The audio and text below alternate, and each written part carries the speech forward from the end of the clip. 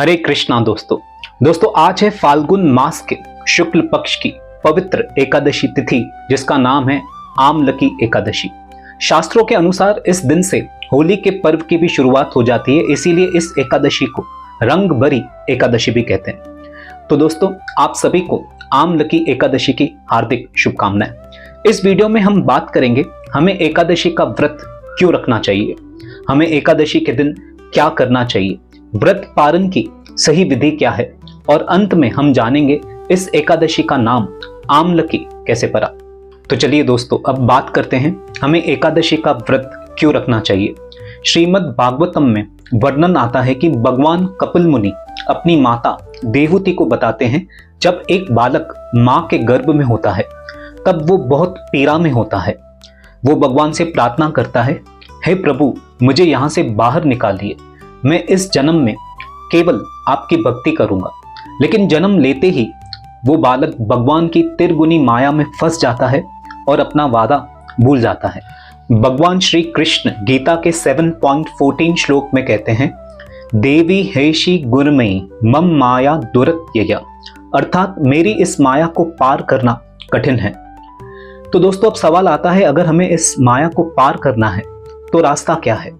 तो फिर आगे भगवान कहते हैं, मां में व ये प्रपद्यन्ते माया में ताम तरंतते, अर्थात जो मेरी शरणागत हो चुके हैं वे इसे आसानी से पार कर देते हैं। देखिए दोस्तों इस जगत को भगवान ने बनाया और भगवान स्वयं कह रहे हैं कि मेरी इस माया को पार करना इतना सरल नहीं है, इसे केवल वो ही पार कर सकते हैं जो मेरी शरण में आ चुके हैं। तो दोस्तों अगर हमें भी भगवान के इस त्रिगुणी माया को पार करना है, सत्व रजस तमस, तो हमें भी केवल और केवल भगवान की शरण लेनी होगी।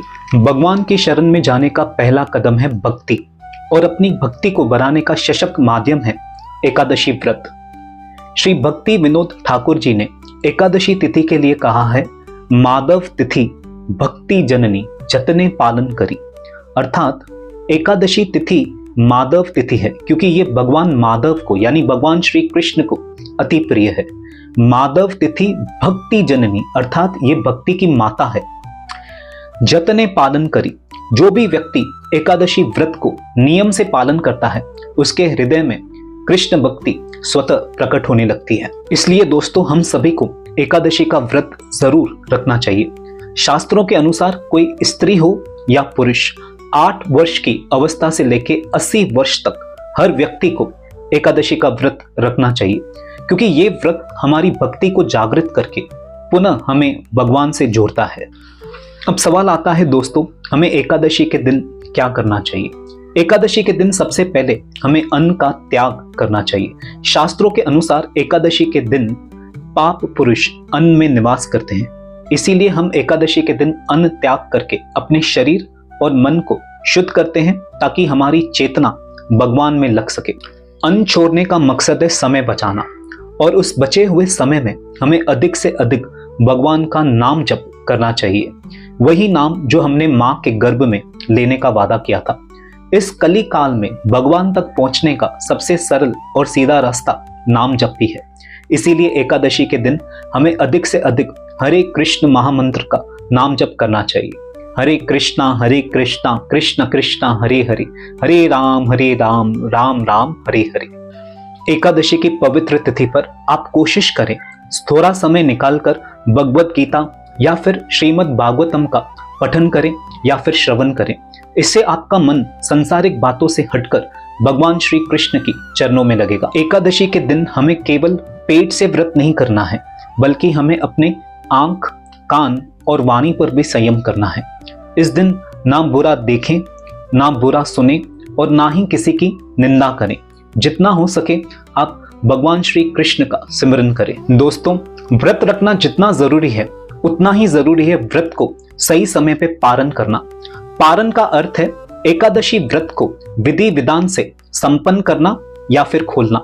तो चलिए अब बात करते हैं हमें एकादशी व्रत का पारण कैसे करना चाहिए। शास्त्रों में कहा गया है, अगर हम एकादशी का व्रत करते हैं और अगले दिन द्वादशी तिथि में सही समय पे पारण नहीं करते तो हमें व्रत का पूरा फल प्राप्त नहीं होता। वीडियो को पॉज करें और व्रत पारण का सही समय चेक करें। कोशिश करें कि आप इसी समय के भीतर व्रत को खोलें। आपको व्रत का पारण करना है कल, यानी कि 28 फरवरी। अब जानते हैं व्रत पारण करने की सही विधि। द्वादशी के दिन सर्वप्रथम आप जल्दी उठें, उठकर स्नान करें और भगवान श्री कृष्ण की पूजा करें। भगवान को भोग लगाएं और भगवान को भोग लगा हुआ प्रसाद खाकर व्रत खोलें। अगर संभव हो तो ब्राह्मण देव को या किसी वैष्णव को या फिर किसी जरूरतमंद को कुछ दान दक्षिणा दें, इससे व्रत की पूर्णता होती है। अब बात करते हैं इस एकादशी का नाम आमलकी कैसे पड़ा। जब ब्रह्मा जी ने सृष्टि की रचना के लिए वर्षों तक तपस्या की, तब उनकी तपस्या से प्रसन्न होकर भगवान विष्णु ने उन्हें दर्शन दिए। भगवान विष्णु ने जब ब्रह्मा जी को देखा तो उनके अंदर वात्सल्य प्रेम उमड़ आया और उनकी आंखों से खुशी के आंसू छलक पड़े। जब वे आंसू पृथ्वी पर गिरे तो उन्हीं आंसुओं में से आमला वृक्ष की उत्पत्ति हुई। इसीलिए एकादशी के दिन जो भी इस वृक्ष की पूजा करता है उसे वही फल मिलता है जो 1000 गौदान करने से प्राप्त होता है। भगवान विष्णु ने स्वयं कहा है, इस दिन जो भी आमला वृक्ष की पूजा करेगा और एकादशी का व्रत करेगा वो मेरे परम धाम को प्राप्त करेगा। दोस्तों, वीडियो के अंत में मैं आपसे एक बहुत ही विशेष जानकारी साझा करना चाहता हूं। हमारी एक छोटी सी कोशिश है जिसका नाम है प्रेम सेवा संस्था। हमारी संस्था का एक ही लक्ष्य है, भगवान की सेवा और उनके जीवों की सेवा। हम हर एकादशी पर तुलसी वितरण सेवा, जरूरतमंदों के लिए फल सेवा और गौ सेवा का आयोजन करते हैं। एकादशी के अगले दिन यानी द्वादशी तिथि पर हम अन्न सेवा और कृष्ण कथा का आयोजन करते हैं। यदि आप भी इस पुण्य कार्य में जुड़ना चाहते हैं और हमारी इस सेवा में शामिल होना चाहते हैं तो वीडियो में दिए गए QR कोड के माध्यम से आप लक्ष्मी सेवा भेज सकते हैं। अगर किसी कारणवश आप हमारे साथ नहीं जुड़ सकते तो कोई बात नहीं, मेरी आपसे सिर्फ इतनी ही विनती है, आप जहां पर भी हैं अपने स्तर पर एकादशी के दिन तुलसी सेवा, फल सेवा और गौ सेवा अवश्य करें। आशा करता हूं आमलकी एकादशी का ये व्रत आपके जीवन में भक्ति और खुशियां लेकर आए। हरे कृष्णा।